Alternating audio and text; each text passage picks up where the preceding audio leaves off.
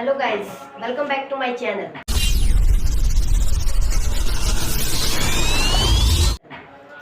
आज हम इस वीडियो में क्लास 10th का ये सेकंड पार्ट वीडियो है वास्तविक संख्या का।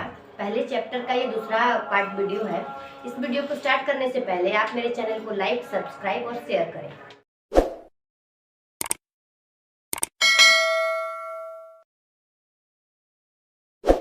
Thank you. इसकी पहली वीडियो में हमने वास्तविक संख्या के बारे में पढ़ा है। उसके वो वास्तविक संख्या क्या होता है, परिमेय अपरिमेय क्या होता है, ठीक है। अगर आपने इसकी पहली वीडियो को पार्ट 1 वीडियो को नहीं देखा है तो इसका लिंक, उस वीडियो का लिंक मैं डिस्क्रिप्शन में दे दूंगी, वो आप डिस्क्रिप्शन से देख सकते हो। अब हम देखते हैं अब हमें क्या पढ़ना है। अब हमें पढ़ना है प्रमेयिका। अभी सबसे पहले प्रमेयिका समझते होता क्या है। जैसे आपको प्रमेयिका का डेफिनेशन हुआ, ये एक सिद्ध किया हुआ कथन होता है और इसे एक अन्य कथन सिद्ध करने में प्रयोग करते हैं। मतलब प्रमेयिका का मतलब हुआ कि ये जो भी प्रमेयिका, अगर आपको कुछ भी दिया होगा ना, उस चीज को पहले से वो सिद्ध कर चुका होगा, ठीक है।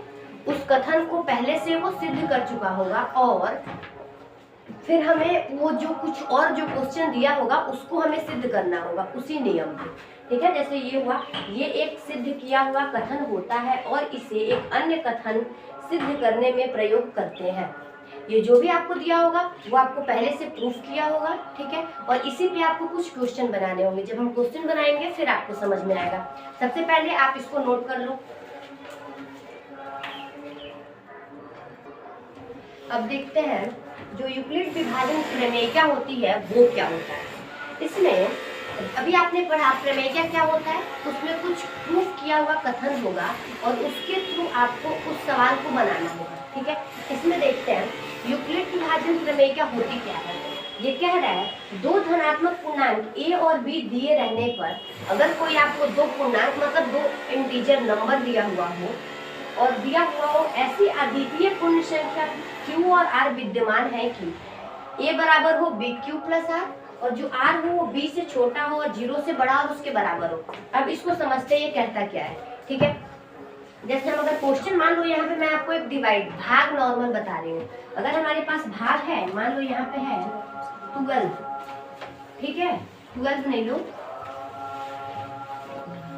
यहाँ पे हम लेते हैं 18, ठीक है। यहाँ पे हम 5 से डिवाइड करते हैं, ठीक है।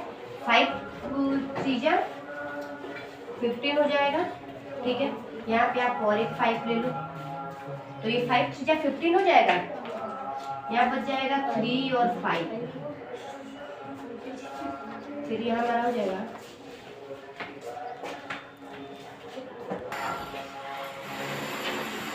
तो ये हमारा कट गया, ठीक है। जो हम भाग बनाते हैं नॉर्मल, अगर मान लो 185 है, अगर मैंने 5 से इसमें डिवाइड किया तो ये 3 बार में जाएगा, 15 आया, ठीक है। यहाँ पे हमारा 3 बच रहा है, ये हमने 5 लिख दिया, फिर 7, हमारा डिवाइड ऐसे होगा, ठीक है।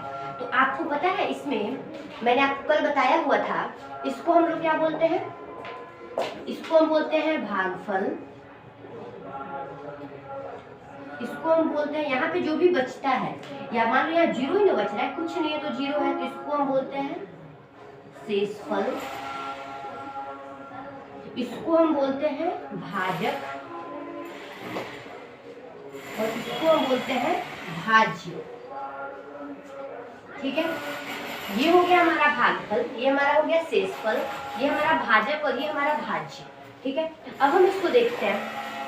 इसमें ये कह रहा है कि जो a होगा, अब यूक्लिड ने क्या किया, इसमें सबका अलग अलग नाम दे दिया, ठीक है। भाज्य बराबर, अगर मैं बोलूं भाज्य को उन्होंने a बोल दिया, ठीक है, स्मॉल a। भागफल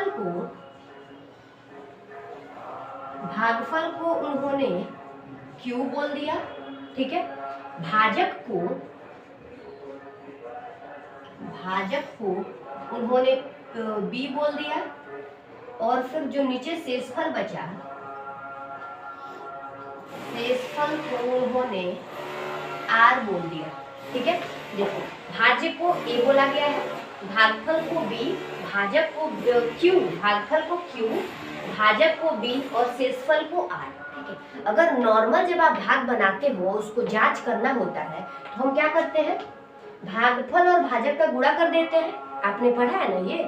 इसमें हम क्या करते हैं, ये भागफल और भाजक दोनों का गुणा कर देंगे। यहाँ लिखते हैं भाजक में गुणा कर देंगे भागफल के, और अगर उसमें हम शेषफल को जोड़ देते हैं,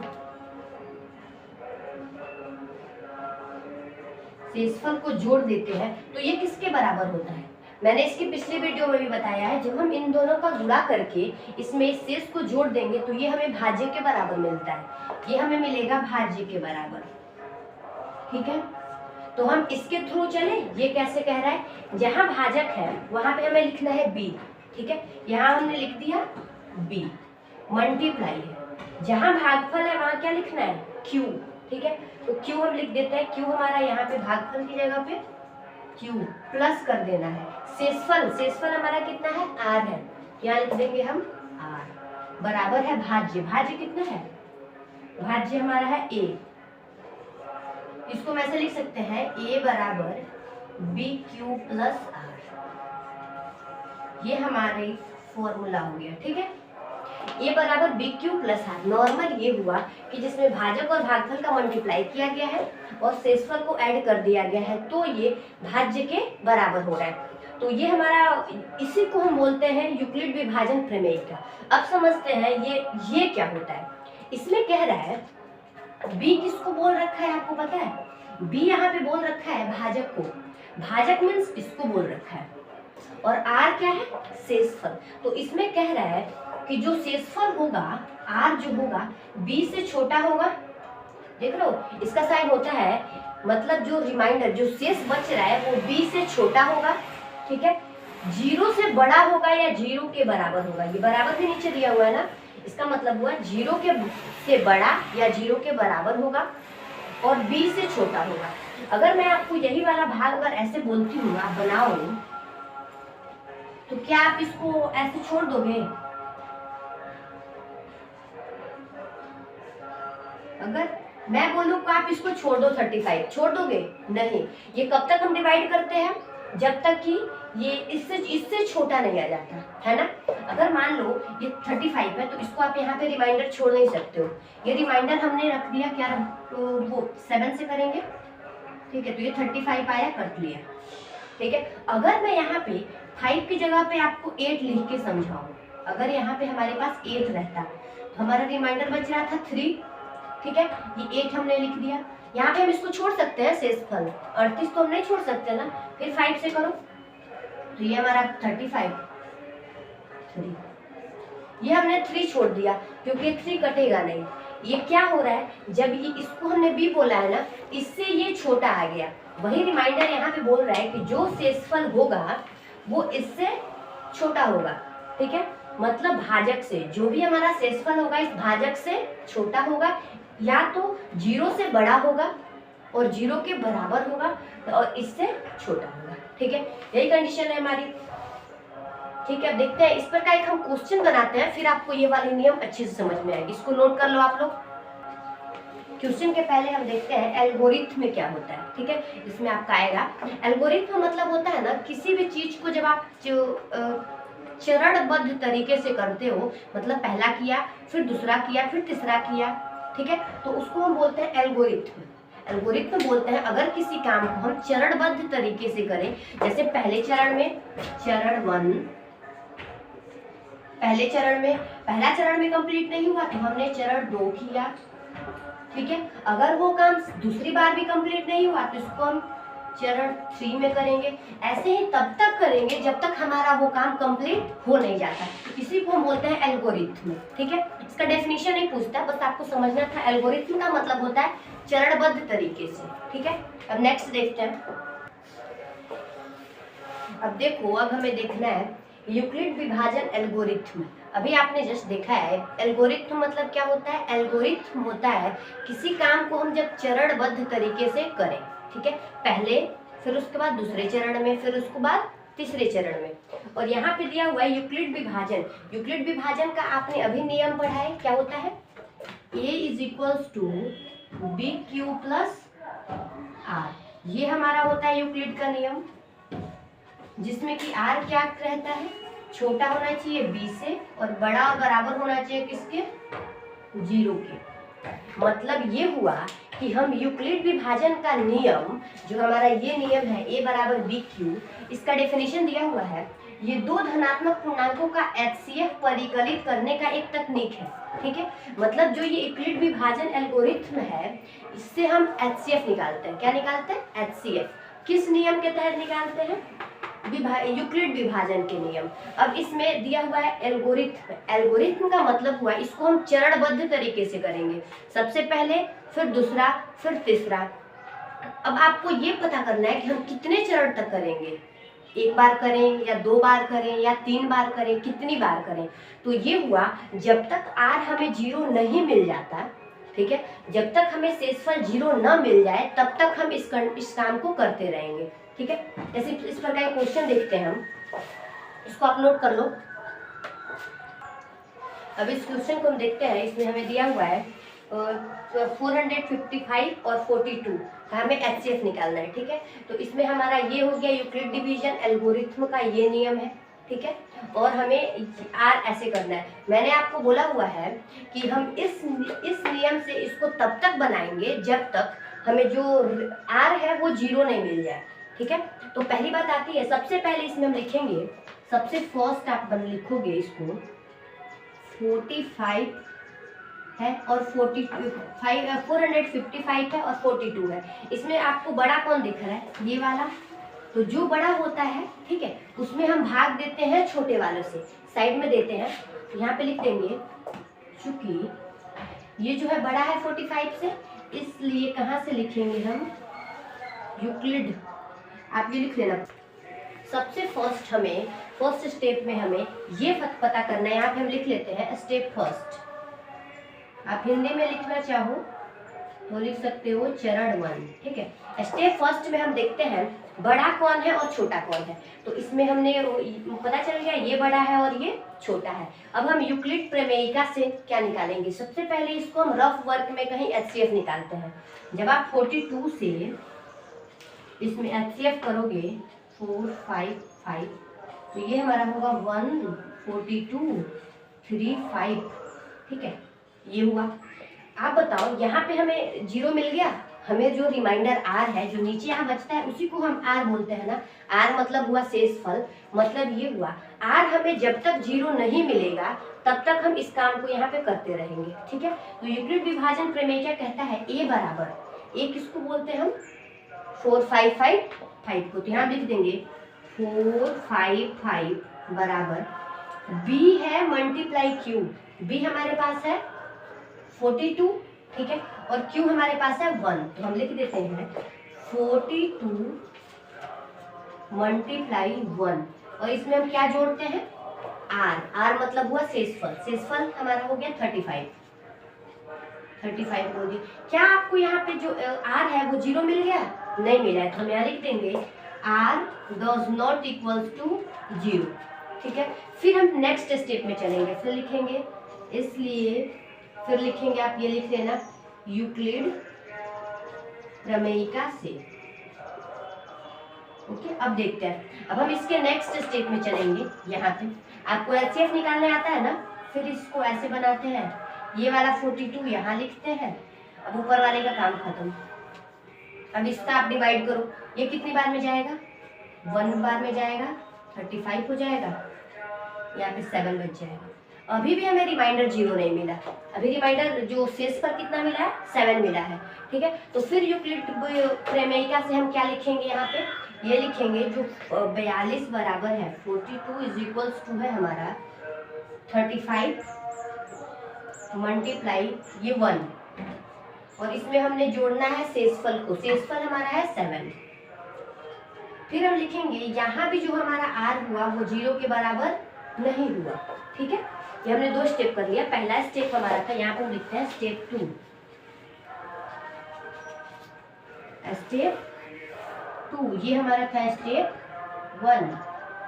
स्टेप 1 में हमने डिवाइड किया तो हमें r 0 के बराबर नहीं मिला, तो फिर अभी हम इसको, हमने बोला था ना कब तक इस प्रोसेस को हम करेंगे, जब तक हमें r 0 के बराबर मिल नहीं जाता।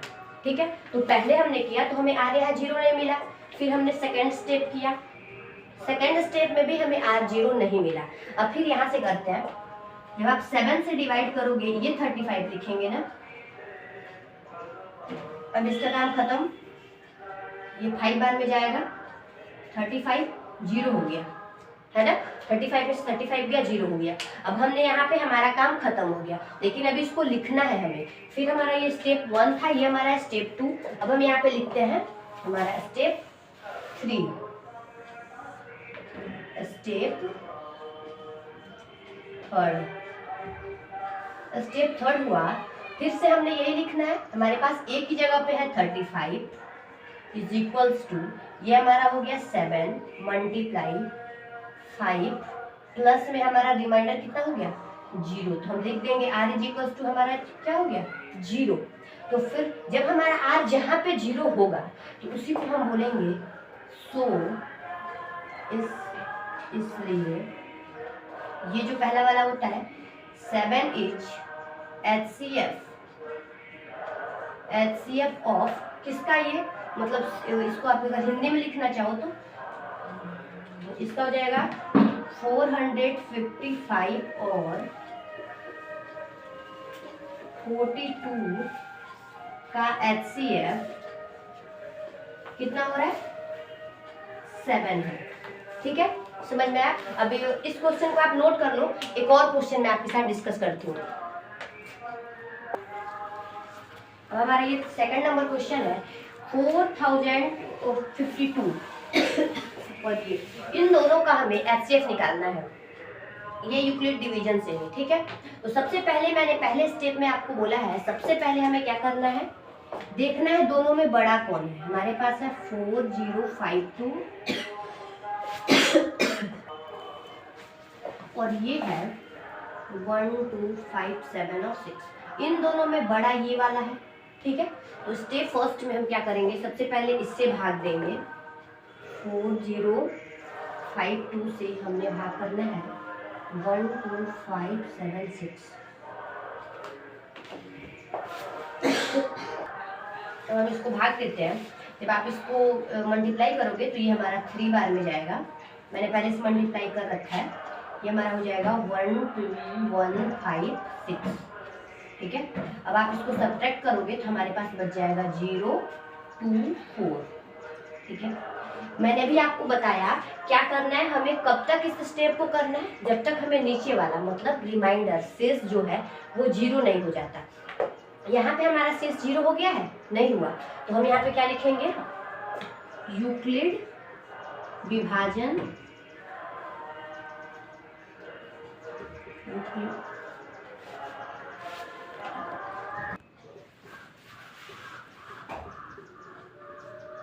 यूक्लिड विभाजन प्रमेयिका से।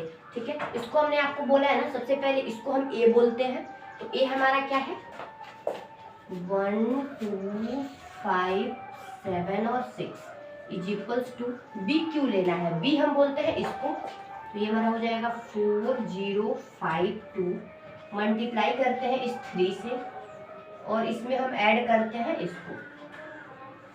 यहाँ पे हमें r जो है वो 0 के बराबर नहीं मिला है। ठीक है, तो r 0 नहीं मिला तो फिर क्या करेंगे, नेक्स्ट स्टेप पे चलेंगे। अब यहाँ पे हम लिखते हैं स्टेप 2। अब स्टेप 2 जो हम करेंगे, अब यहाँ से हम लेके चलेंगे, है ना, हमारा यहाँ पे हो जाएगा 4052 और ऊपर वाले का काम खत्म हो गया। अब इसको आप मल्टीप्लाई करो, कितना बाद में जा रहा है,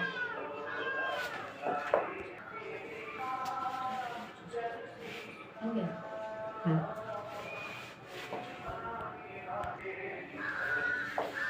अब ये हमारा हो जाएगा 3 7 8 और 0, 9 बार में जब इसको आप डिवाइड करोगे तो हमें ये मिलेगा। अब इसको सब्ट्रैक्ट करते हैं, ये हमारा हो जाएगा 2 और यहाँ हमारा हो गया।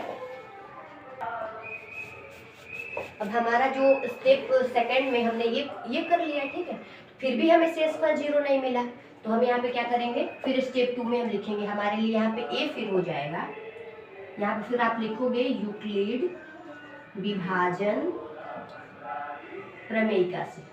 ठीक है, अब हमारा यहाँ पे हो जाएगा 4052 ओके इज इक्वल्स टू, हम इसको मल्टीप्लाई करेंगे 420 मल्टीप्लाई 9 और इसमें हम जो शेषफल नीचे वाला होता है उसको ऐड करते हैं, ये हमारा हो जाएगा 272।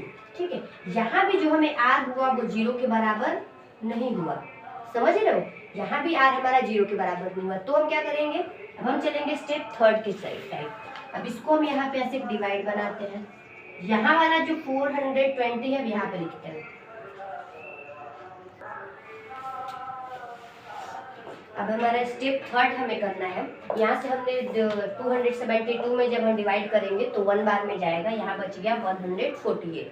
ठीक है, यहाँ भी हमें जो रिमाइंडर है वो 0 नहीं मिला है, तो इसको हम लिख सकते हैं। फिर आप यही लिखोगे, या आप पूरा लिखना यूक्लिड विभाजन प्रमेयिका से, आप ये कंप्लीट लिखना, मैं शॉर्टकट में लिख रही हूँ। ठीक है, इसको हम लिखेंगे यूक्लिड विभाजन प्रमेयिका से, ये हमारा क्या हो जाएगा, प्रमेय से। यहाँ भी आपने लिखना है से, यहाँ भी लिखना है से। ओके, अब हम जो यूक्लिड विभाजन प्रमेयिका से हमने क्या निकाला है, यहाँ पे जो 420 है वो बराबर है 272 मल्टीप्लाई 1 प्लस 148। अब आप बताओ, मैं यहाँ पे तीसरे स्टेप में बंद कर दूं, रोक दूं तीसरे स्टेप में इसको? अब हम इसको तीसरे स्टेप में रोक दें? नहीं, हम कब तक इसको नहीं रोकेंगे, जब तक हमें शेषफल 0 के बराबर हो नहीं जाता। और फिर हम इसको करते हैं, ये हमारा 148 आ जाएगा और ये हमारा 272। हम इसका डिवाइड करते हैं। अब इसके बाद से जो हमारा ये स्टेप 3 है, यहाँ भी हमें जो शेषफल है वो 0 नहीं मिला है, तो फिर हम इसके बाद अगला स्टेप करेंगे। अगला स्टेप करने के लिए मैं यहाँ मिटा रही हूँ, अगर आपने इसको, आप इसको पहले नोट कर लो या स्क्रीनशॉट ले लो, बाद में नोट कर लेना।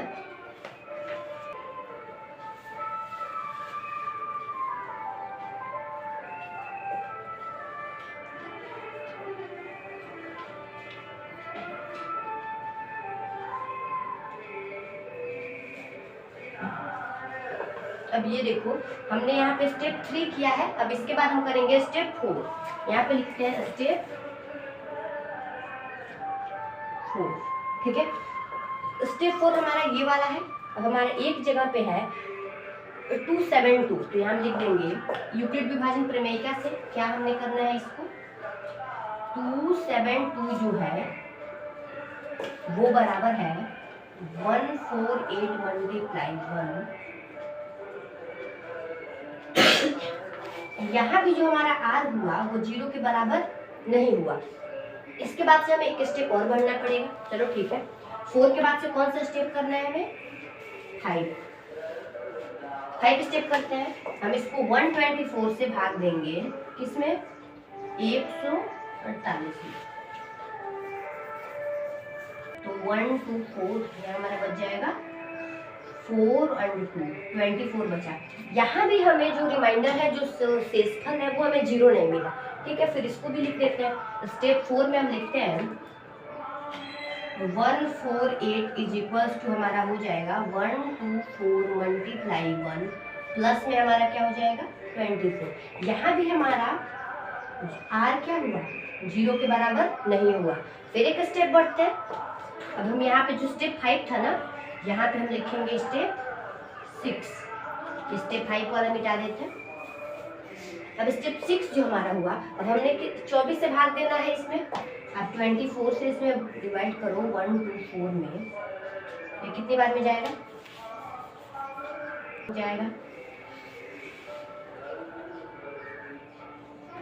120, हमारा बच गया 4। ठीक है, जब हम इस 24 से डिवाइड करेंगे तो ये 5 बार में जा रहा है, हमारा आ रहा है कितना रिमाइंडर, 4 रिमाइंडर अभी भी नहीं हुआ। कब होगा, जब हमें रिमाइंडर 0 ही चाहिए। ठीक है, अब हम इसको बढ़ाते हैं। स्टेप 6 में भी नहीं हुआ। अब स्टेप 6 का हम लिखते हैं 124 जो है वो बराबर होगा 24 मल्टीप्लाई 5 और प्लस में हम क्या करेंगे 4। ठीक है। यहाँ भी हमने देखा कि जो हमारा r है वो 0 के बराबर नहीं है। ठीक है, हम इसको डिवाइड करते हैं। अब इसके बाद से हमारा 6 के बाद हमारा कौन सा टर्म होगा, 7 नंबर। तो 7 के लिए हम करते हैं, ये 4 से जब हम 24 में करेंगे, ये 6 बार में जाएगा, 24 हो जाएगा, कट के 0 बैठ जाएगा।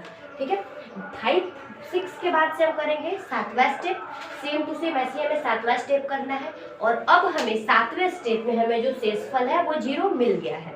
ठीक है, आपका जो एनसीईआरटी का बुक है उसके पहले एक्सरसाइज जो 1.1 है उसमें आपको ऐसे कुछ क्वेश्चन दिए हुए हैं कि उसमें आपको यूक्लिड डिवीजन एल्गोरिथम का यूज करके कुछ संख्याएं दी हुई है उसका एचसीएफ निकालना है। ये वीडियो आपने देखा, आप ये 2 क्वेश्चन को प्रैक्टिस करो। ठीक है, और फिर उसके बाद से आप उसको वो जो क्वेश्चन है उसको सॉल्व करने की कोशिश करो। इसी में के कुछ नेक्स्ट टाइप के भी क्वेश्चन आते हैं, वो भी मैं बताऊंगी। पहले आप इस पे प्रैक्टिस बनाओ, उसके बाद से मैं मिलते हैं